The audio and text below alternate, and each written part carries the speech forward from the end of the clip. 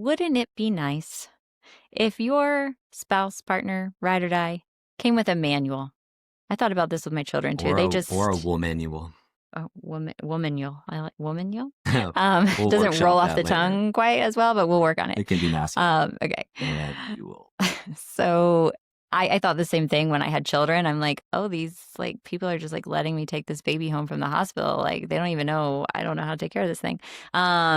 They didn't come with a manual, so neither did he, and nor I. And so that's where the idea spurred. And it was like, well, we could make each other a manual of sorts. And it's easy. There's not pages involved. It actually can all be done on one page. But it's what we call the How to Love Me list. Huge. This was a big turning point on two fronts. The personal front was me checking in and what makes me feel loved.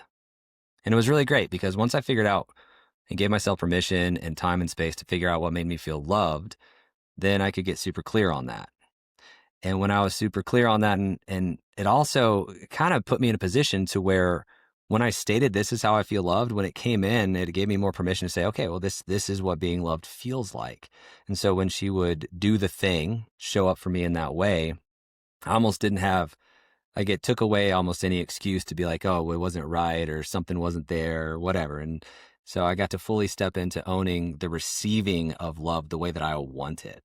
And it's not, if it didn't land, I can always change it. And it still was an opportunity to fully receive, which is something that I think a lot of people, a lot of humans in general get to practice on a regular basis is the receiving.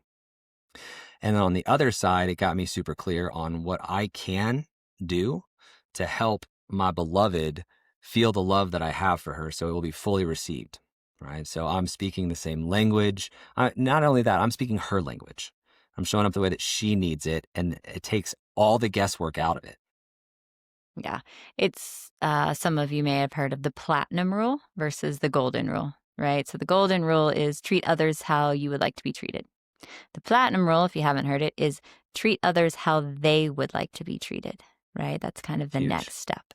And so this is, I don't want to just love James how I like to be loved because I receive love differently than he does. It lands differently. I want to love him how he likes to be loved, right? And so that's where this list really comes in. The actual list is pretty simple. We do encourage reflection, like James said, is like really sitting with yourself and going, when do I feel loved?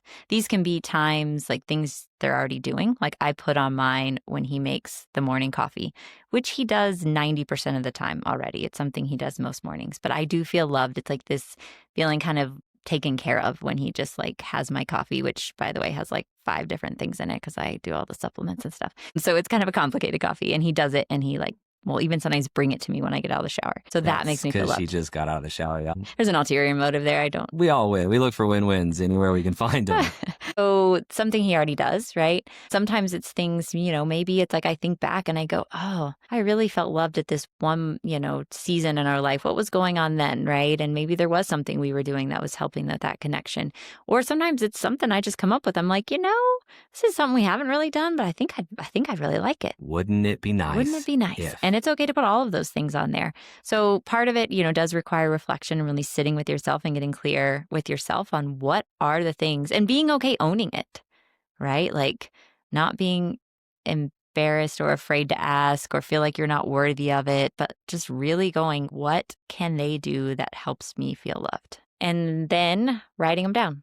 Before we get to writing them down, okay. Let's go back to the discovery, right? So remember, love languages, erotic blueprints, and our intimacy styles quiz are 3 that we really base this off of. And with those 3, you can get the job done. There might be some more out there that you want to dive into, but those 3 are going to create an amazing baseline for you. So for instance, if words of affirmation was high on your love languages, you might think as you're writing list, what are the words of affirmation I would want to hear? Because they're not usually just about anything. Maybe it's I'm in the season of like I'm momming hard. And for someone to acknowledge that I'm doing a great job as a mom would feel awesome. Okay, so maybe I want words of affirmation around that. So what words of affirmation specifically would I want to hear? Specifically being the key. Because if you just put words of affirmation, it's not going to be that very simple, say this thing, I feel loved. And we're still taking the guesswork out of it. Like, well, they should know what words of affirmation are. No, they don't. If they did, they'd probably already be doing it. and just make it really simple. And even if they actually do know, let's just break it down for a season that says, just do this thing. Mm. Let's practice at a base level. And it doesn't matter if you've been together for, a year, 40 years, these work. And this type of clarity works. So Yeah. we get real specific. Get real specific. We write them down. Shoot for 10, right? It's like, well, hey, if I'm physical touch, it's like when we're driving the car, I want you to reach over, I want you to scratch my back, or like give me a little like head scratch. Like those things feel really great. If it's around intimacy styles, if it's like I like experiential intimacy, that's very high on my list. It's like, well, what kind of experiences? Well, I want you to curate a date like once a month. Like I know I generally like to plan those things, and it's nice to sometimes get to show up, as everybody on this call can agree and attest to. I would say too that with that specificity, which is a hard word to say for some reason, is frequency. Okay. So if I say, I want you to plan a trip for us, I'm not expecting you to plan a trip for us every week, right? Maybe I want an annual trip that we do together. Maybe I want to do it every 5 years for our anniversary, right? But some specificity on timing and frequency can help. We have a cute story about this. Yeah, one of our clients, she wanted to get love notes left around, little sticky notes, little surprise love notes, right? And he was like, great, I can do that. So she put it on her list. And then it turned into an everyday thing. And then they turned into like novels. He was writing pages, which is very sweet. He took the homework to heart. He really wanted to make her feel loved. He went above and beyond.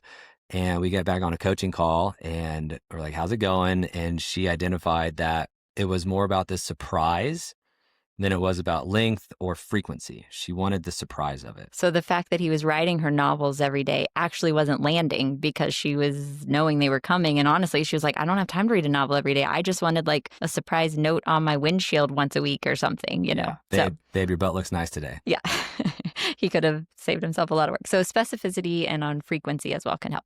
So you do your 10 and then you sit down and share them with each other. Yeah. Once I've got my 10, she's got her 10. Más o menos, which means more or less if you don't speak Spanglish. We sit down at an intentional container. This is our time and our space to do this. Ideally, it's not when we're tired. It's when we're well-resourced, and we share it. She gets to look at my list and ask for clarifying questions. Yep. So you get clarification you need, and then... And consent. Yeah. Right? Like, okay, I've got this thing on my list. Are you available for those kinds of things? And if you're not, be honest. But like, maybe not in this season. Okay, what's something else that I can do to love you? Maybe in that same language. Yeah. But or noted that noted. I if that becomes available. Yeah. Then I've noted that you would like that. It can be challenging to have sexual intimacy every day. So you can write that down, and that one might get like let's work on, here's what I'm available for in this season. Yeah. Okay.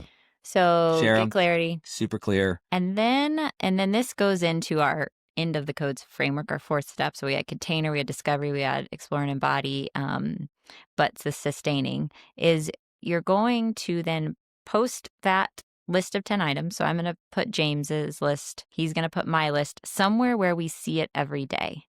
So it could be your bathroom mirror. So you see it when you're brushing your teeth.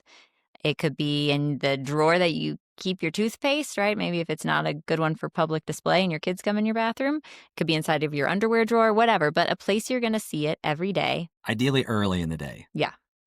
And then the job is, and this is part embodying it and part sustaining it, but is to pick one thing from the list each day to do for your person. Just one thing a day. Does that feel doable? Hopefully you're nodding your head. They're nodding out there. I can tell energetically. I feel just one thing a day so they feel loved and we're continuing to fill the tank up. Like, heck yeah, let's do it. And the earlier you do it, the better. And a couple nuance pieces to this. Don't do the same one every day, right? Don't try it. Switch it up. It's like I've done 1, 2, and 3 the last few days because those were easy. They don't take much time. And what are the ones that I'm potentially avoiding, or the ones that feel like they're just a little extra right now? I don't have the energy. Or maybe you try, after you've done it a few times, you try a different version of that one, right? So they wanted words of affirmation around parenting, like I said before. So maybe I just switch up the words I'm using a little bit and see if that still lands, right? Just add some flavor and variety into it. Still on the same theme that they asked for, but just playing with it a little bit. Because we're talking about pattern interruption. We're talking about creating new patterns, new Like we got these old ruts that we get stuck in. And this is an opportunity to expand the palette of our love, our language, so it's given and received more and more fully.